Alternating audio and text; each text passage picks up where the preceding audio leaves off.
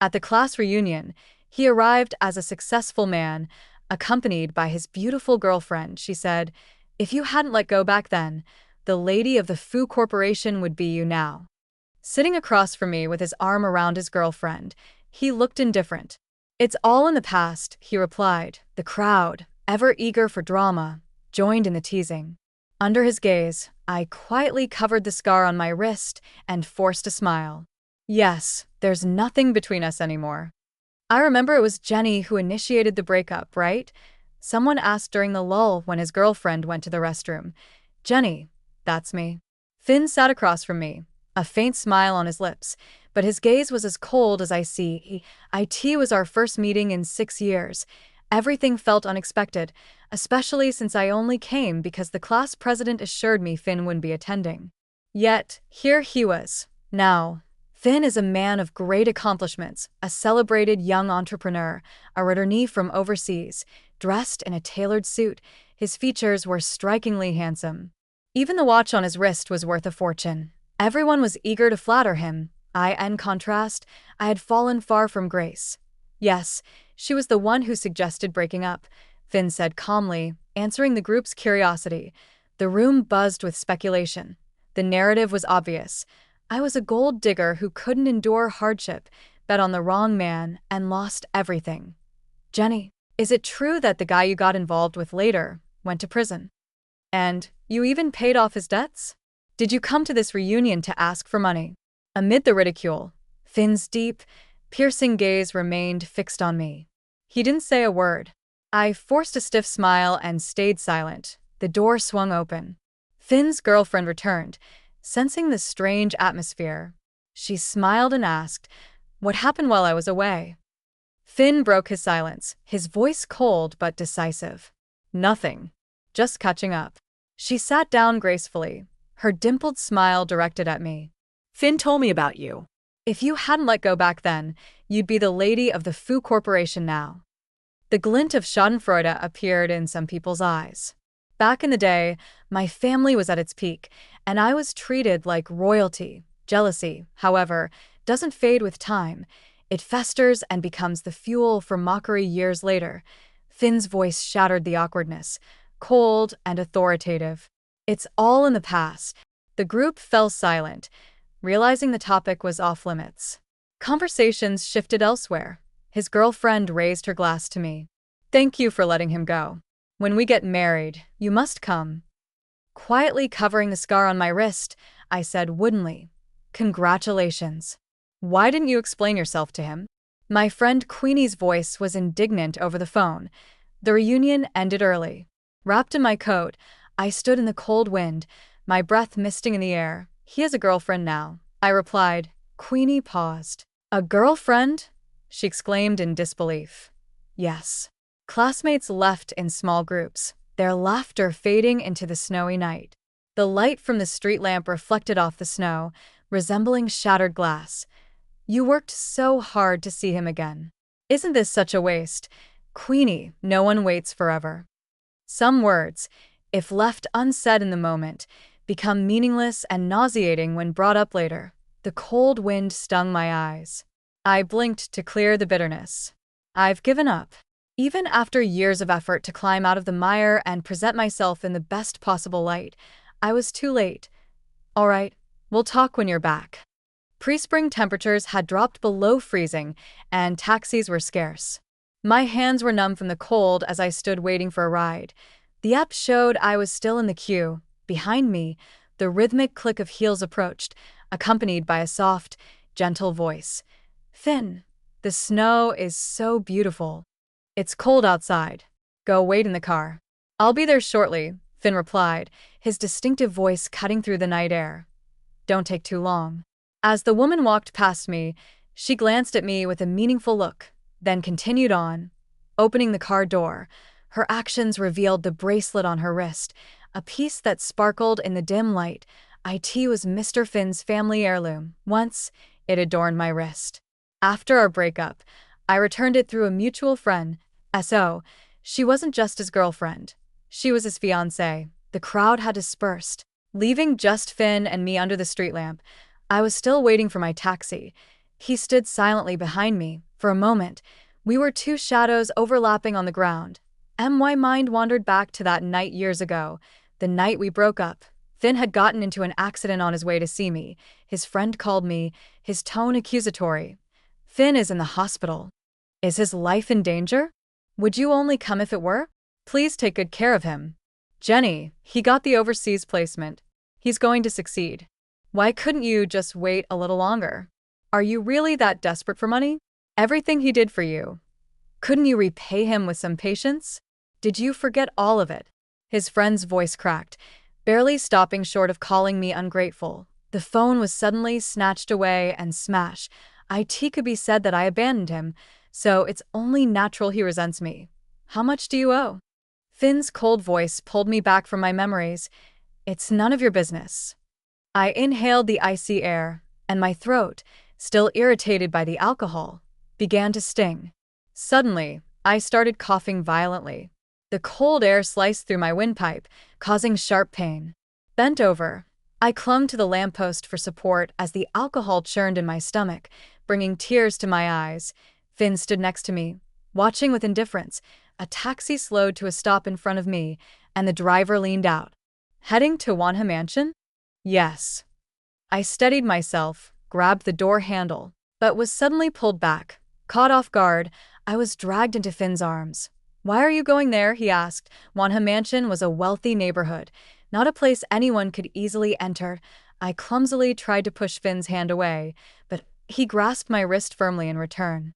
His burning warmth seeped into my skin, reaching my chest. I struggled but couldn't free myself. Staring at his unreadable expression, I asked, "What does Mr. Finn want to say?"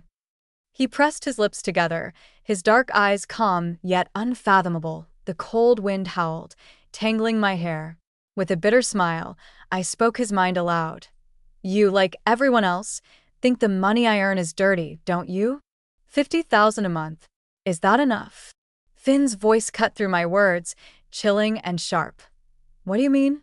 A faint sneer finally surfaced in his eyes. Aren't you short on money? 50,000, 100,000, name your price. Before I could stop myself, my hand swung up.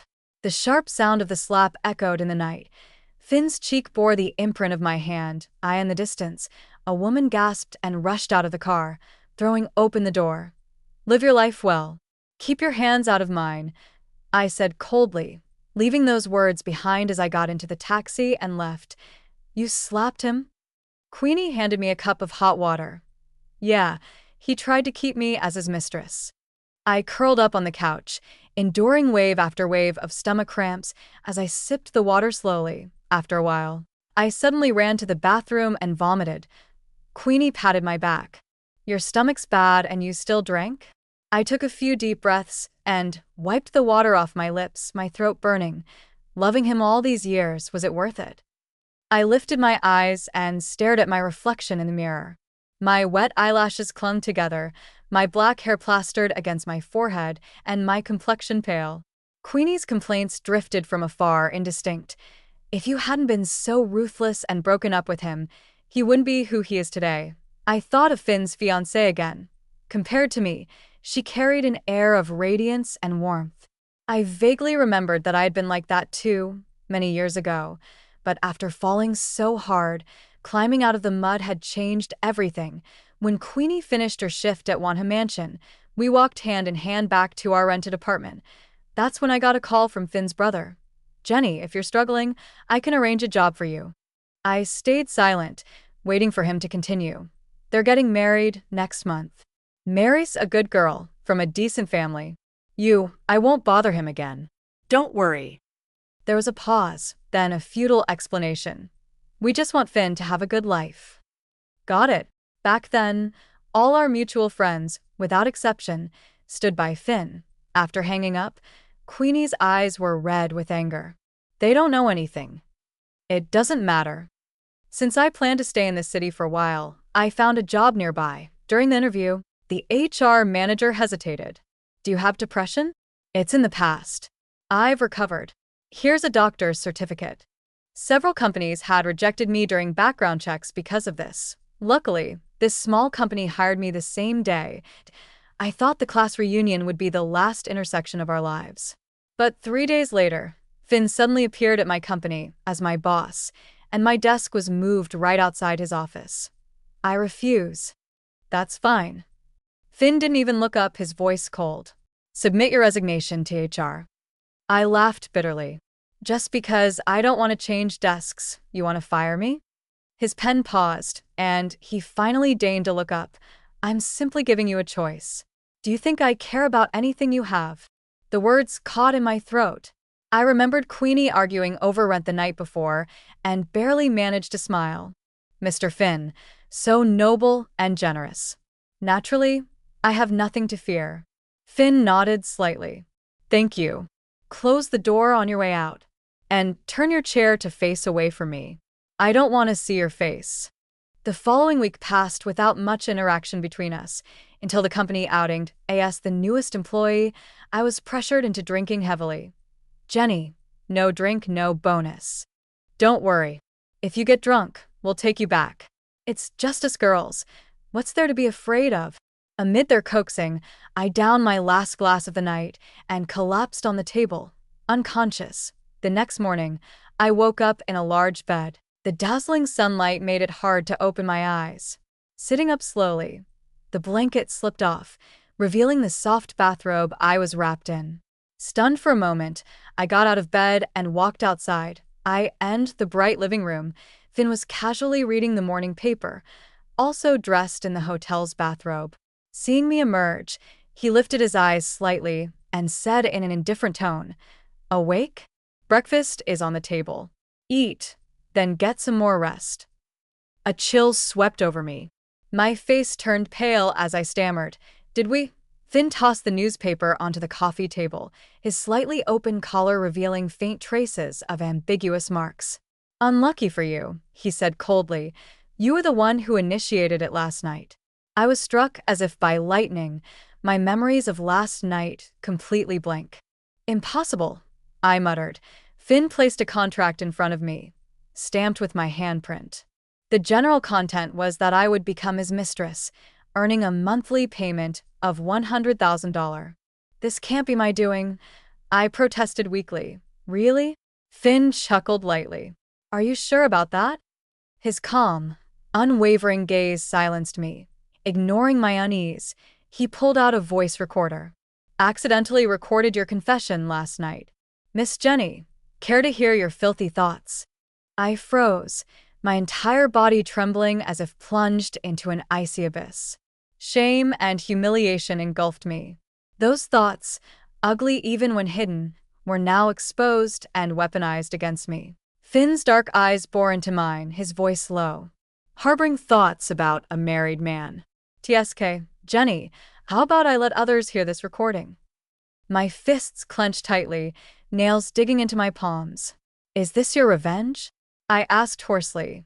"Yes," he replied nonchalantly. "You didn't make things easy for me back then. Why should I let you off now?" "Two choices," he continued. "Fulfill the contract, or I'll make the recording public." The ticking clock in the corner punctuated the heavy silence.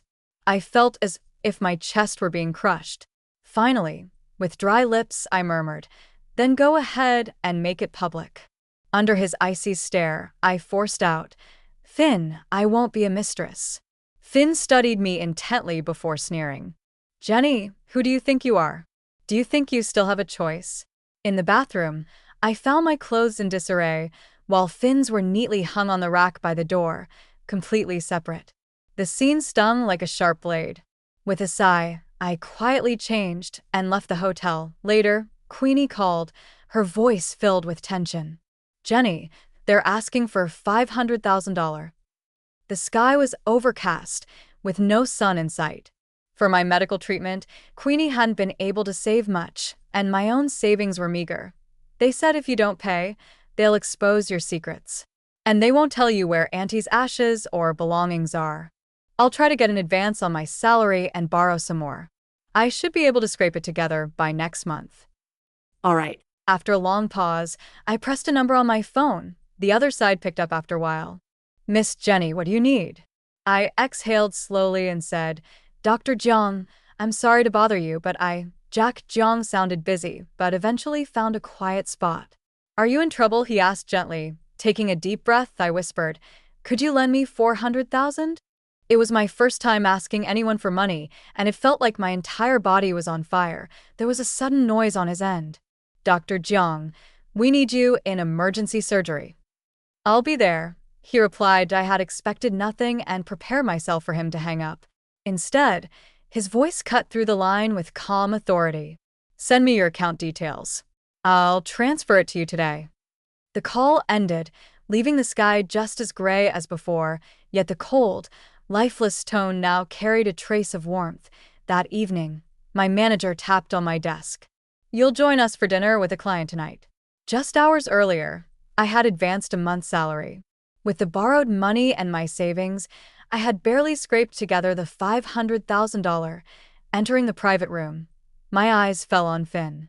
His tall figure moved with ease as he chatted with the others. The chandelier's light reflected off his sharp profile. The manager gave me a slight push forward, and all eyes turned to me. Mr. Finn, is she one of your employees? Finn glanced at me briefly and smiled. Yes, a new hire. What kind of new hire requires Mr. Finn's personal attention? She's quite pretty. Amid light-hearted banter, everyone took their seats. The manager arranged for me to sit next to Finn, whispering, be sharp tonight. If you need to block drinks, do it. Mr. Finn, someone teased, can your new hire hold her liquor? Before Finn could respond, the manager eagerly jumped in. Of course she can. He shoved a glass toward me. Start with a toast. Finn said nothing, tapping lightly on the table. Gripping the glass, I downed it in one go, the fiery liquid burning a path down my throat and igniting in my stomach. The others cheered and prepared for more rounds, but Finn intervened smoothly.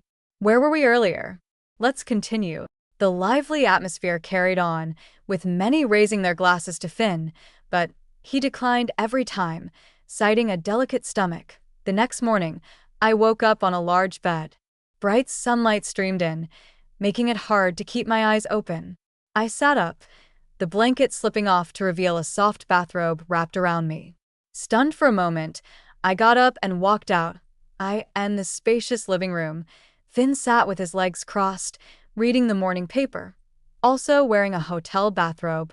Seeing me emerge, he lifted his eyes slightly and said casually, "You're awake. Breakfast is on the table. Eat, then rest some more." A chill ran through me, leaving my face pale. Wait.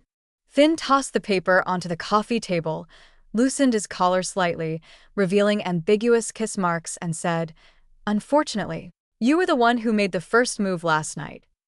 It felt like lightning had struck me. My memory of the previous night was a complete blank. That's impossible. Finn placed a contract in front of me, with my fingerprint on it. The general terms read, I'd become his lover, and he'd pay me 100,000 monthly. This couldn't be me, really? Finn chuckled lightly. Are you sure? Facing his calm and serious gaze, I opened my mouth but couldn't utter a word. Ignoring my discomfort, he pulled out a recording device. Accidentally recorded your monologue last night. Miss Jenny, would you like to hear your sordid thoughts?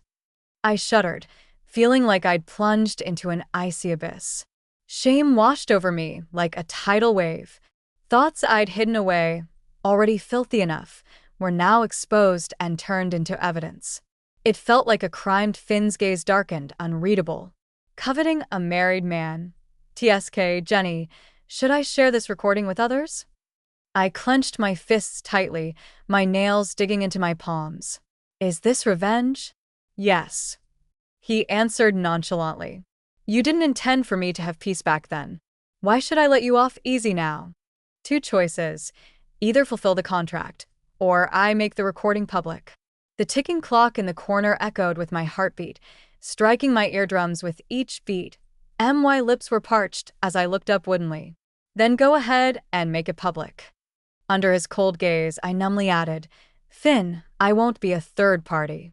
Finn stared at me intently, a slight smile on his face. Jenny, who do you think you are? Do you think you even have the right to choose? In the bathroom, I found my crumpled clothes. Finn's clothes, on the other hand, were neatly hung on a rack by the door, clearly separated. The scene before me stung my eyes. I sighed, silently changed clothes, and left the hotel. Queenie called, her tone strained. "Jenny, they're asking for $500,000. The sky was overcast, the sun nowhere in sight. Queenie hadn't saved much due to my medical treatments, and my savings were pitifully small. They said if we don't pay, they'll expose your situation. They also won't tell you where Auntie's belongings and ashes are. I'll try to advance part of my salary and borrow some money. I should be able to scrape it together by next month." Okay. After much hesitation, I dialed a number. The other side took a long time to answer. "Miss Jenny, what is it?" I exhaled, my breath fogging up. "Dr. Jiang, I'm sorry to disturb you, but Jack Jiang seemed busy. He eventually moved to a quieter place and patiently asked, 'Are you in trouble?' Taking a deep breath, I said, 'Could you lend me 400,000? It was my first time borrowing money, and I felt like my entire body was on fire after the words left my mouth. There was a sudden commotion on his end. "Dr. Jiang, emergency surgery." I know. I hadn't held much hope, prepared for him to hang up on me. At the last moment, Jack Jiang said curtly, "Send me your bank account number. I'll transfer it by today." Then he hung up. The sky remained overcast, the cold, busy tones suddenly felt warm. That evening, the manager knocked on my desk. "We have a client dinner tonight. You're coming along." A few hours earlier, I'd just advanced a month's salary. With borrowed money and my savings, I barely managed to scrape together $500,000. Entering the private room, I saw Finn. His tall figure moved gracefully among the crowd, chatting with ease. The crystal chandelier refracted light, accentuating his sharp profile. The manager gently nudged me forward, and all eyes fell on me. "Mr. Finn, is she from your company?" Finn glanced at me casually, smiling. "Yes, she's new." What kind of newcomer requires Mr. Finn's personal attention? She's quite a looker. Amid small talk, everyone took their seats. The manager arranged for me to sit beside Finn and whispered, "Be sharp tonight. If you need to take the drinks, do it." Someone asked subtly, "Mr. Finn, can your new hire drink?" Before Finn could answer, the manager quickly replied, she can. He then pushed a glass of wine toward me. "Start with a toast." Finn remained silent, lightly tapping the table till I picked up the glass, held my breath, and drank it all in one go. The fiery liquid burned its way down my throat, igniting my stomach. Cheers erupted, and they were ready to push further. But Finn shifted the topic, diverting the conversation. Throughout the evening, the lively atmosphere persisted. Many people wanted to toast Finn, but he excused himself, claiming a weak stomach, and didn't drink a drop. In the end, all the drinks were funneled into me by the manager's schemes. Unable to hold on any longer, I escaped to the restroom. At the sink, I turned on the faucet and retched until my stomach was empty. My hair fell messily into the basin, becoming damp. After texting Queenie, I slumped over the sink, gasping heavily with closed eyes. Outside, calm footsteps approached. The door creaked open. I thought it was another woman coming in, but Finn's voice broke the silence, calm and cold. "Can't hold out already?" Summoning my strength, I stood up and staggered past him, but he grabbed my arm and dragged me back. His warm hand rested on the nape of my neck, searing hot. "Let me go." My throat burned from stomach acid. Every word was painful. Finn easily pinned me in front of the mirror, forcing me to face it. He lifted my chin, smirking coldly. "Take a good look at yourself. If you went out like this, aren't you afraid of attracting the wrong kind of attention?" On the same day, Finn's name appeared first on the competition's winners list. He had earned the opportunity to study abroad. He called me, and when I answered, the sound of the howling wind came through. "Jenny." Finn's voice was impossibly gentle. "I kept my promise. 3 years from now, I'll marry you." I looked at the slowly closing iron gates, realizing I could no longer find my way home. "Finn, I don't think I can be with you anymore." I choked back a sob, tears silently streaming down my face. He held his breath. Why? I opened my mouth but hesitated. His future was bright. Could I selfishly tie Finn's life to the rainy, shadowed South City? Through the window, I saw a girl crying uncontrollably behind a fence, while a boy's face showed a heartbreaking numbness and disdain. I saw love vanish from someone's eyes, a sight so hopeless it crushed me. The wind lifted my hair, exposing the dark bruises and marks on my neck. I wiped away my tears. Finn, take care of yourself. Let's end this. The sound of the hospital machines beeping filled the silence. The setting sun streamed through the blinds, casting golden patterns on the distant sofa. I blinked, and the nightmare slowly faded. I sat up in bed. A man sat on the sofa, quietly peeling an apple. His slender, pale fingers moved skillfully, and soon, a perfectly peeled apple lay in his hand, smooth and cleaned. It was Finn. Hearing movement, he looked up, meeting my gaze. Without a word, he stood and pressed the call button. The doctor soon arrived, shining a light into my eyes. After confirming there were no issues, he turned to Finn and said, "She's malnourished. Make sure her diet includes more protein." Finn nodded. "Thank you." Once the door closed, he walked to my bedside and handed me the apple. "Stop overthinking. Focus on getting better first." I didn't take it. Instead, I got out of bed and began searching the cabinet. My phone was gone. So were my clothes. He watched silently as I moved around the room. "Finn, what are you trying to do?" I stood barefoot on the cold floor, sunlight spilling in, my pale, haggard face reflected in the glass. "What do you think?" Finn placed the apple on the bedside table, pulled out a tissue, and wiped his hands methodically. "I want you." He sat in the light, his dark eyes unrestrained as they bore into me, their intensity a mix of heat and shame. I trembled, clenching my fists. "Finn, you can't do this to me." He got up and crossed the room in just a few steps, towering over me. Gently, he smoothed my hair. "Why not? I'm in love with someone else. Please leave me alone." "Really?" Finn's expression turned blank. He cupped my face, leaning close until his lips hovered just a centimeter from mine. I couldn't break free. As I turned my head away, I closed my eyes, my body trembling uncontrollably. Finn chuckled softly, his cool voice filling my ears. "Jenny, you're lying." The private hospital was located in the suburbs, surrounded by endless woods. I couldn't leave, nor could I contact anyone. I had tried seeking help from the doctors and nurses, but they claimed there was nothing they could do. Finn came every day, mostly in the evenings, appearing tired from travel. He would sit and talk to me for a while. I resisted any affectionate gestures from him, but Finn didn't force anything. Lately, I'd been dreaming of the past more and more. Back then, Finn's name was always on my lips. "Finn, you're going to be rich and successful one day," I'd say. He'd sigh silently. "What flavor of milk do you want today?" "Banana." To buy it for me, Finn, the top student, skipped class for the first time and got caught by a teacher. Later, when we went to college, rumors began spreading about him and the campus beauty. I took the subway for over 10 stops and sat crying outside the boys' dormitory. Finn hurried downstairs in the middle of the night, dressed hastily, and gently wiped my tears away. "Stop crying. If you want me, I'm yours. Forever. Just you." "That's not how you confess," I said. He froze, then hugged me tightly. "I love you." Neither of us could have guessed back then that we'd end up like this years later. Tomorrow, I'm getting married. The setting sun outside had not yet faded, its warmth lingering. Finn's voice pulled me out of my distant thoughts.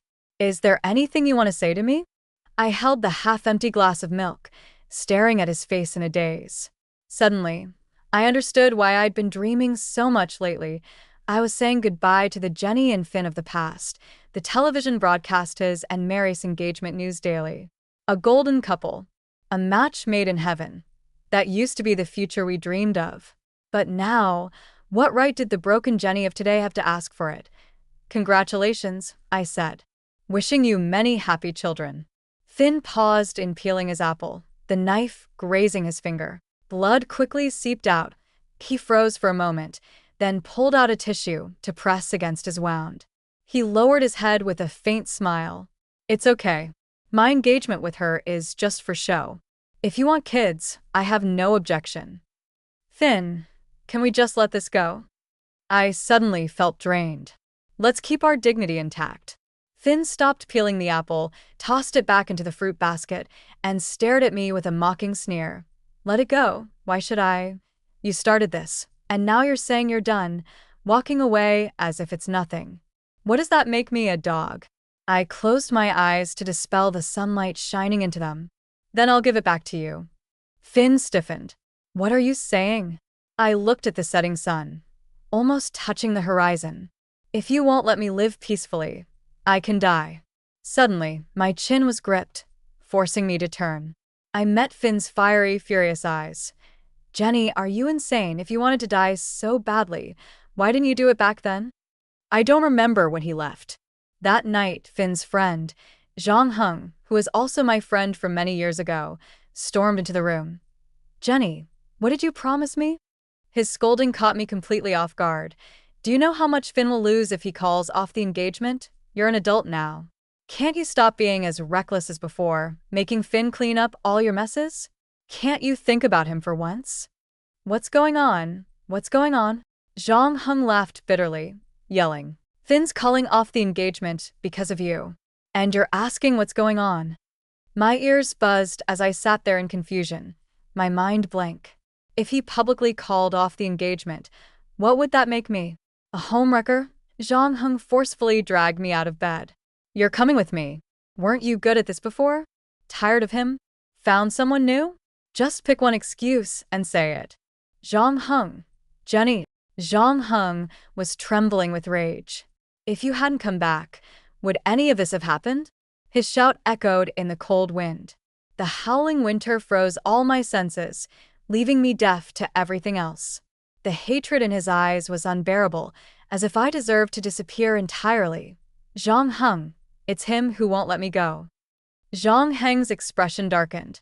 Once this is over, I'll help you leave. The office building was brightly lit late into the night. Zhang Heng dragged me inside, but we were too late. The press conference had already begun. Finn sat calmly under the spotlight. Is it true that the reason for calling off the engagement is a third party? A reporter asked. Finn remained composed. Miss Zhang and I had some differences. We parted on good terms. Zhang Heng's face turned grim as he gripped my wrist tightly, preventing me from moving. But according to insiders, you've rekindled your relationship with your first love. Finn maintained his poise. It's all rumors. If there are no further questions, this press conference is over. As he stood, someone suddenly shouted, There she is. That's her. In an instant, every camera turned towards us. I stood exposed under the blinding lights, disheveled and stunned. Reporters swarmed like a flood, surrounding us completely in seconds. May we ask about your relationship with Finn? Did you interfere in his marriage? Shutter clicks rang out incessantly. Finn's smile froze as he pushed through the crowd towards me. It's not true, I tried to deny it, but my voice was drowned out by their relentless questioning. There's new evidence, a reporter shouted excitedly, raising a phone. From it came a recording of my voice, choked with tears, slurred with intoxication, like a whisper in a dream. Finn, I love you. It was a voice recorder. Panic surged through me. I had thought nothing could make my life worse, but when the storm truly hit, it shattered me entirely. She's just a mistress, isn't she? Shameless. The murmurs felt like slaps across my face. Blood drained from my cheeks as the recording pinned me inescapably to the pillar of disgrace. I'm sorry. Zhang Heng, take her away. Finn shoved through the crowd, his face showing panic for the first time, my vision blurred into whiteness. I could only hear that person enunciating each word clearly. Father in debt, mother committed suicide, personally suffering from severe hereditary depression, confined in the Southern Mental Hospital for 5 years. Isn't this a mental patient? A single stone caused 1,000 ripples. The crowd erupted. What's a mental patient doing wreaking havoc on others? Are they crazy? Why not just die already? Finn stopped in his tracks, suddenly lifting his gaze to look at me. Shocked, bewildered, disbelieving, I sat helplessly amidst the commotion, feeling my blood turn cold, little by little, until my entire body was numb. Jenny, Finn called my name, his voice trembling. I knew what was coming next. I was simply waiting in silence, bracing for the guillotine to fall and destroy my life completely. She's also been assaulted. That was the last sentence of the anonymous tip. The moment I heard it, Finn's face turned as pale as paper. From that day onward, Finn hadn't spoken a word after returning from the company. The blinds stayed shut for 3 days, and no light could penetrate the dark room. The screen of his phone was dominated by missed calls, none of which he bothered to answer. Time seemed to have pressed pause on him. Finn sat there, head hanging, lifeless. He still remembered the icy tone of the man who took Jenny away. We all hoped she'd live, but Mr. Finn, with your iron fist, it took no effort to ruin everything we worked for. Queenie was stopped by security outside, screaming at him. Finn, do you know that if she doesn't take her medication, she'll relapse? Keeping her locked up like this is no different from murder. Depression. Mental hospital. Those terms were like countless sharp needles, ruthlessly tangled in his thoughts, gripping his nerves tightly. Zhang Heng knocked on the door and then pushed it slightly ajar, standing at the entrance. Bro, are you feeling any better? Why? Finn's voice was hoarse, the dull pain in his chest making him feel like dying. Zhang Heng was silent for a moment. I'm sorry. At the time, I didn't think it was necessary to investigate, so the records were fake, weren't they? Finn's voice was faint. Zhang Heng, when you told me she had been abroad with several boyfriends, Jenny was locked up in the Southern Mental Hospital. I'm sorry, bro. I didn't know. The apology was weak and powerless. Finn knew he couldn't entirely blame Zhang Heng. Just one careful question might have prevented all this. But Finn no longer had the energy to listen to Zhang Heng's defense. Queenie burst and passed the secretary, who was trying to stop her. The piercing light made Finn squint, but he didn't stop her. The secretary apologized profusely. I'm sorry, Mr. Finn. I couldn't stop her. Leave us. Finn waved her off. The secretary cautiously closed the door, and the room returned to its dimness. Queenie stood there, seemingly unwilling to have any association with him. Mr. Finn, there are things I can say now. The window was cracked open, letting in a biting cold breeze. Finn sat there motionless, listening silently. When mistakes are made, there's always retribution, sooner or later. Last year, on Jenny's birthday, I jokingly asked her who she loved most in the world. She said, first was her mom, second was Finn. Finn closed his eyes. That one sentence chilled him to the bone. Back then, her condition was just stabilized. A small pill a day was all she needed to be like a normal person. That's why this year, I brought her back to help sort out her mom's belongings. Queenie's eyes were red. She kept saying how messy the breakup was back then. This time, she just wanted to see you again, even from afar, just a glimpse of the great businessman you've become. Because she knew she wasn't worthy of you anymore. Finn, do you think she wasn't worthy of you? Do you know how you got your competition qualification? Finn's hands slowly clenched, as if bracing for the truth that could shatter him. It had already been decided. Jenny wrote a complaint demanding fairness and transparency, and only then was the spot awarded to you. But because of that, she offended many people. Later, when her father fled, she and her mom faced a lot of hostility. An invisible hand tightened around Finn's throat, choking him until he couldn't breathe. She had been bullied. Was it because of this? Queenie continued. Back then, you were in another province for the competition. For about a week, you didn't call home. So, you wouldn't know that everything here had turned upside down. Her family business collapsed. Her father ran off with his mistress, and a mob of debt collectors surrounded their home every day, threatening Jenny and her mother's lives. Aunt committed suicide, leaving Jenny to face torment. She fell ill after that. At her worst, I couldn't take my eyes off her for even a second. She had been tortured to the point where she didn't look human anymore. Queenie fixed her gaze on Finn. When you had your car accident, Jenny cried and begged me to let her die. How could she possibly get through it? Finn's face turned ashen as he closed his eyes. The memories of the past few months mercilessly tore at him. He had tacitly allowed the manager to get Jenny drunk and send her to his room, luring her to spill her secrets under the influence. He'd even gone as far as forging a fake agreement with no legal standing, just to revel in her internal conflict and suffering. Over and over, he humiliated and mocked her, eventually locking her away in a private hospital on the outskirts of the city. When Queenie tried to visit him many times, he refused to see her. He had asked Jenny if she was sick, asked her why she hadn't just died back then. Jenny's eyes had grown increasingly hollow as she silently stared at him, unmoving. At the time, he had thought that she still loved him, but looking back now, those empty eyes had been silently accusing him, asking how he could be so cruel. "Why didn't anyone tell me?" Finn asked, his voice hoarse. Queenie broke down in tears. How could we explain it? She was sick, just barely holding on to life. The only thing she could do was ensure that the people she cared about weren't dragged down by her illness. She valued your education above all else. That competition was a turning point for you, a chance she risked everything to secure. All she wanted was for you to be okay.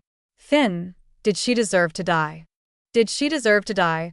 The question hit Finn like a sledgehammer to the chest. It was he who had tormented her, humiliated her, and insulted her upbringing with that contract. It was he who had caused her so much pain. If anyone deserved to be condemned, it was him. We tried everything to reignite Jenny's will to live, Queenie continued bitterly. And in the end, we found there was only one thing that worked. Finn suddenly dreaded hearing the answer. Queenie forced a smile. Your name. She never forgot her big businessman. When I left, I had joked with Queenie that I would never come back to this place. It turned out, you should never make such declarations lightly. I fell ill again. In South City. Only the winters are somewhat dry. Usually it rains ice here, but this year, against all odds, it snowed. It was nearing the new year. The trees outside were bare, stripped of every last leaf. I pressed my face against the window pane, exhaling a foggy mist that blurred the glass. There's someone downstairs. He stands there every day. Isn't he cold? Queenie passed by with a cup of hot milk, her face expressionless. Oh, is that so? Maybe he isn't. She hadn't been in a good mood lately. Even Dr. Jiang seemed on edge.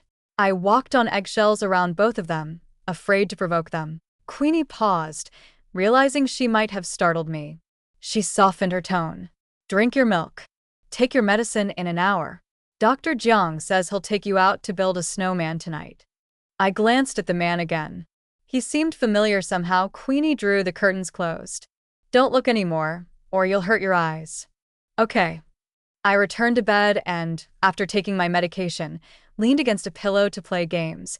Outside, I heard Queenie and Dr. Jiang talking. Then the door opened, and he walked in. I quickly hid my phone and sat up straight. I already took my medicine. The scent of disinfectant filled the room. Dr. Jack Jiang's gaze swept over me before resting on my face. Miss Jenny, I won't scold you just for playing games. I flushed with embarrassment and slowly took out my phone. How did you know I was playing? I play too. The background music is familiar. Jack Jiang washed his hands, took off his white coat, and glanced at me in the mirror with a faint smile. Aren't you going to get dressed? We're going to build a snowman. He worked in the thoracic surgery department. I first met him in autumn. The weather was rare and clear, and I crouched behind the fence, trying to pick up a stray ball of yarn. Jack Jiang walked by and looked down at me. Out of breath, I asked, could you please help me pick it up? He glanced at the hospital sign above the gate and said, according to regulations, you're not allowed to touch anything potentially dangerous. When I didn't move, he added, what do you want to do with it? Cat's cradle. He checked the time, then crouched down. I'll play with you, but after we're done, I'll take the string away. His lunch break was short. I quietly stretched my hands through the fence to play with him for a while. As he was leaving, I said, thank you. We met a few more times after that. He was usually busy and didn't pay much attention to me, until one day, he came back with a string and said, sorry, I've been too busy lately. Later, he started chatting with me. You don't talk much, do you? I can't say too much. Why not? Because I'm sick. I probably can't say anything uplifting, and I shouldn't dump my emotions on others. Jack Jiang had looked at me for a long moment without saying anything. After that, he started visiting more frequently. Sometimes, he seemed exhausted. I learned a few jokes and tried telling them to him. Each time, he would look at me with gentle eyes. He asked me once, Jenny, what's your wish? That everyone can be happy, including me. I quickly bundled up and waited for Jack Jiang to put on his down jacket. He held my hand as we walked downstairs. Here, every few steps, there was a security checkpoint. Only he could take me outside. Under the night sky, snowflakes fell gently, and my hat quickly turned white. Jack Jiang handed me a small shovel. Take it easy. Okay. The cold air somehow lifted my spirits as I walked around the frozen fountain, shovel in hand.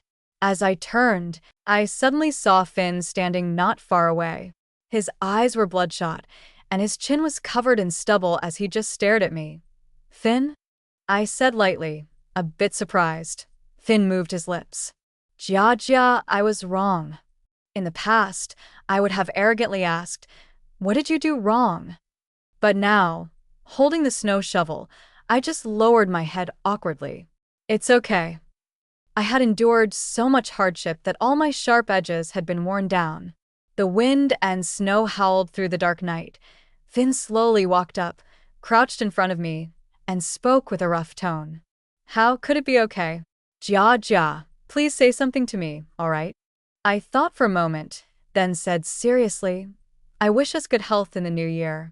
At that moment, the color drained from Finn's face. Tears streamed down, and he trembled. Please don't treat me like this, I beg you. I touched his face. It was cold and chilly. Just like before, I cupped his face with my hands and said sincerely, I wanted to meet you in a decent way, but it ended up a mess. I'm sorry, it's my fault, Finn said. If only I had. I chose to leave your life. No one else is to blame, I said slowly, a bit sadly. At the class reunion, I asked the class president. I only went because you weren't there. I don't know why he lied to me. I just wanted to hear about you, see if you were doing okay. Finn cried uncontrollably. I'm sorry, it was me on purpose. I see. I forced a smile, not knowing what emotions I was feeling. Jia, I'm sorry. I couldn't be there when you needed me the most, Finn said, holding my hand, and eventually noticed the scars on my wrist. You don't need to apologize. I didn't want to keep you here. Many years later, we would be arguing over the hard days, counting who owes who what. I patiently removed the snowflakes that had fallen on his eyelashes. Finn, seeing you succeed, I'm really happy for you. But I said I would make money for you. Finn cupped my hand. Without you, what would I want all that for? I blinked, my nose red from the cold. Look, my scarf cost over 100, my money's enough. Finn's eyes dimmed completely, trembling as he asked, It can't go back, right? Finn, you have your life, and I have to walk my own path. I won't return to North City. Hurtful words are not easily forgotten. Everyone has memories. I was nailed to the pillar of shame, and if I went back, every step would be like walking on blades. It would be 1,000 times more painful than giving up a relationship. Finn took a deep breath, grasped my hand, and like before, tried to warm it. I'm sorry about the recording. I made you say those things that night. I didn't touch you. Tears welled up in my eyes. Finn then apologized to me. Say you're sorry. He was in agony, greedily imprinting my face into his memory as a final farewell. I'm sorry, he said. I gently patted his shoulder but never said, It's okay. Finn, I wish you peace and happiness in the future. The snow grew heavier in the sky. I turned and walked vigorously, struggling to keep my balance against the wind. Behind me, the wind and snow howled, the sound fading. I didn't know whether it was the wind or Finn's crying. Jack Jiang, in his camel-colored coat, stood under the dim streetlight with his hands in his pockets. I could barely make out his sharp eyebrows and focused gaze. As I approached, he asked as though nothing had happened. Did you see something? I knocked the snow off my hat, looked up, my eyes a little red. Dr. Jung. Thank you. A few days later, I saw Finn's face in the entertainment section of the news. He had lost a lot of weight. During the interview, he confessed everything he had done, step by step, to the media. It was he who forced me, and the recording was also his manipulation. He even showed a copy of a contract. The signatories were him and Mary. The 2-year engagement period had ended, and they parted amicably, with mutual benefits. They never intended to marry. That night was supposed to be the day they were to announce the end of their engagement, according to the contract. This event undoubtedly caused a devastating blow to Finn's company, causing his years of reputation and status to collapse. In the days that followed, Zhang Heng called me. He said, "Sorry, Jenny, I owe you an explanation." He said he misjudged people. Mary had ulterior motives and exposed my situation.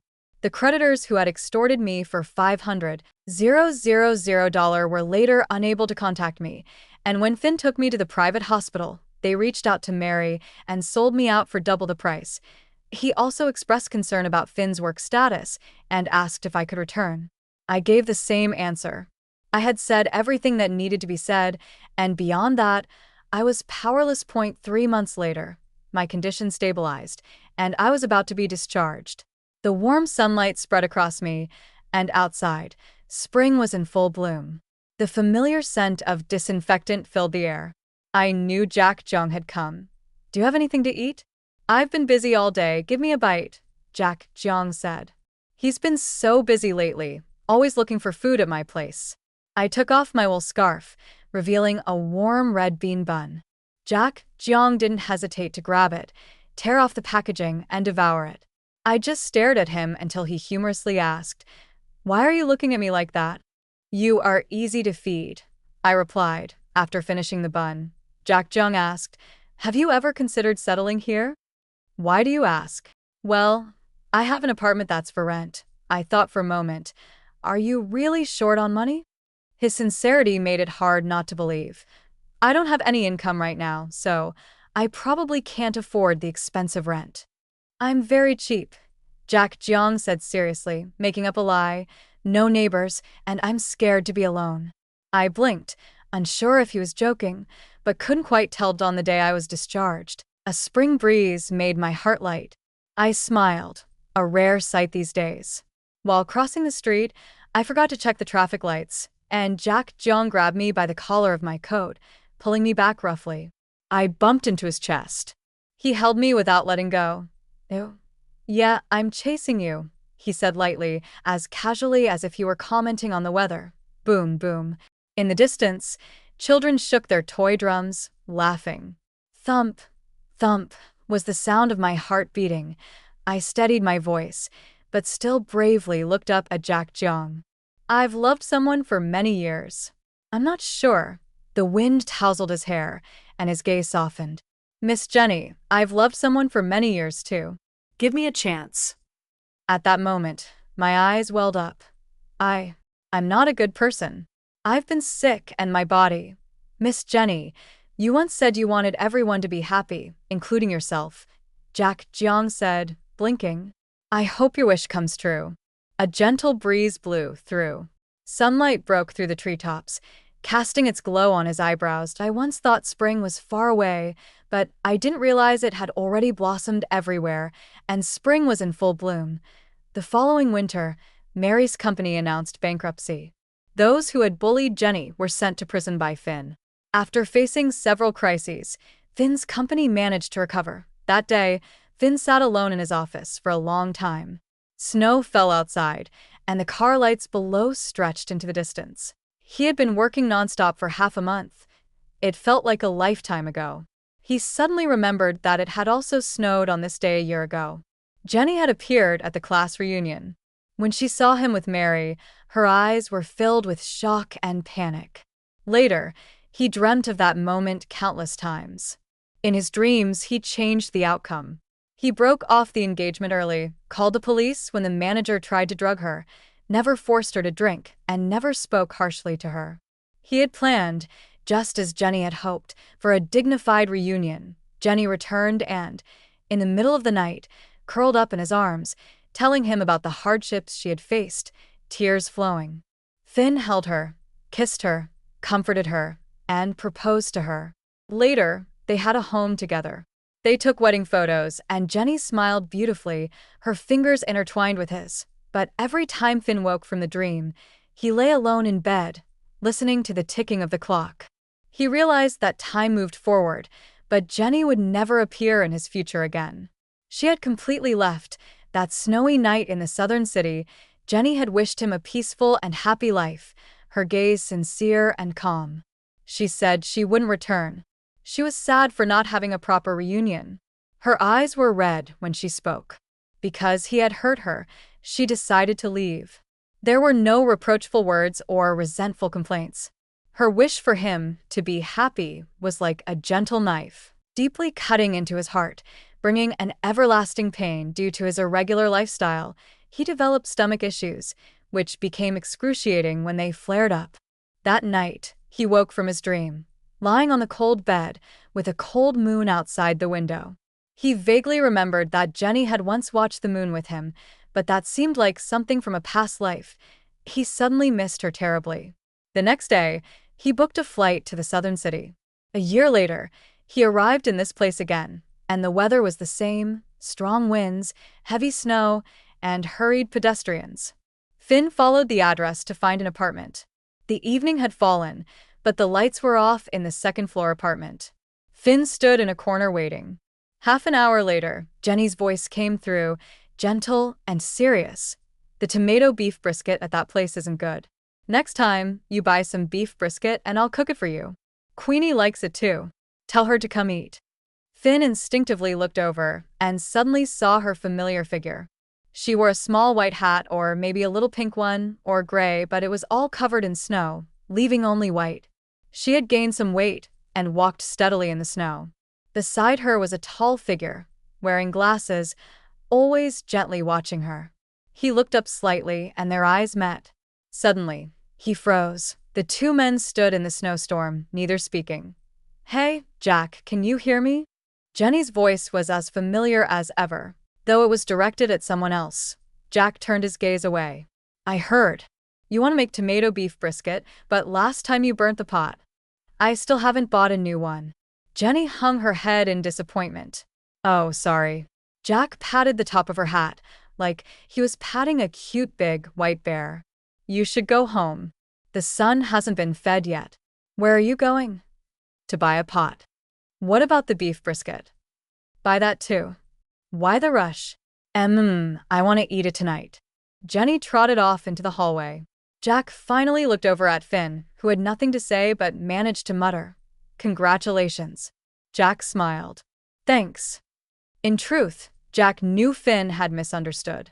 The son was the cat that he and Jenny had raised together, but Jack didn't want to explain. Last year, when he brought Jenny down to make a snowman, he had given Finn a chance. No matter how you looked at it, Jenny and he were over. It was time for them to go their separate ways. "How's her condition?" "Stable," Jack replied directly. "She's a good person, doesn't get angry easily. She's a great girl." Finn knew she was doing well. He knew what it looked like when Jenny was happy. Jack, looking through his glasses with a sharp gaze, asked, "Mr. Fu, how long have you known her?" 14 years. "You know her better than I do. Her birthday's coming up, and I want to give her a gift. Snacks, preferably puffed snacks." "She doesn't like chocolate," Finn said without hesitation. Jack nodded solemnly. "Thanks. 14 years. You know her better than I do." These were Jack's veiled complaints to Finn. If Finn knew her so well, why did he hate her so much? Why, in the days that followed, did he torment her? "Finn?" A clear voice pierced through the snowstorm. Finn turned his head and looked over. The face he had missed so much suddenly appeared in his sight. Even the curve of her smile was exactly as he remembered. Jenny, holding an umbrella, was still carrying something in her arms. She stared at him in surprise. "What are you doing here?" Finn's heart ached as he saw the clarity and calmness in her eyes. She had let go. He was silent for a moment, then said, "Business." I was passing by, met Mr. Jiang, and we talked for a bit. Passing by the neighborhood, Jenny looked confused. Jack, Jiang asked, "Why did you come down again?" Jenny suddenly remembered something and handed him the umbrella. "I saw it was snowing heavily and I was afraid you'd catch a cold, so I came down to give you the umbrella." When she spoke to Jack, her lips curved upward and her gaze was warm. This scene pierced Finn's heart. "Would you like to come inside?" Jack asked politely. Finn smiled. "No, I have a flight tonight. I'm in a hurry." Jenny wrapped herself tightly in her coat and suddenly remembered something. "Wait for me," she said, then turned and ran back into the building. Jack's face remained expressionless as he followed her. Finn stood waiting downstairs for a while, the snow growing heavier. The sky was overcast, making it feel suffocating. His stomach began to hurt again. His phone rang. "Brother," Zhang Heng started but then hesitated. "Your test results came back. Stomach cancer." Finn stood motionless, unsure if he had heard or not. He looked up at the endless snow, nodded and said, "I know," then hung up the phone. He acted like nothing had happened, waiting patiently, his gaze fixed on the doorway. A warm beam of light shone out from the building, casting a trapezoidal shape on the snow. After a while, Jenny came down alone. Jack, Jiang had wrapped her up like a cotton ball. She held a small red box and struggled to walk over to Finn, handing it to him. "I baked some cookies myself. Take them with you on the road." Finn took them and suddenly remembered that years ago, Jenny loved to bake. Back then, they tasted awful, with a strong eggy smell. All the failed ones went into his stomach. She wasn't great at cooking. Finn had even told her that she was forbidden from entering the kitchen at home.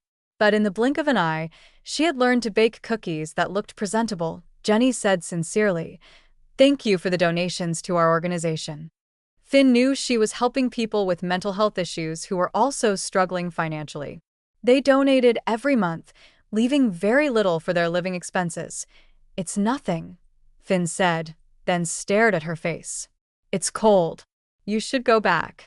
"I probably won't be coming back." Jenny smiled. "How could that be? When we have awards in the future, we'll still invite you." Finn's throat tightened, but he didn't speak. She turned, her snow boots crunching in the snow as she headed toward the door. Just before entering, she turned back and called out to him, "Finn." Finn immediately looked up, his heart suddenly racing. He waited for her to say something. Jenny smiled at him. "Happy New Year." Just a simple New Year's wish. No "be healthy" or "be happy" added. Finn's heart returned to silence. He stood in the cold wind and responded, "Happy New Year."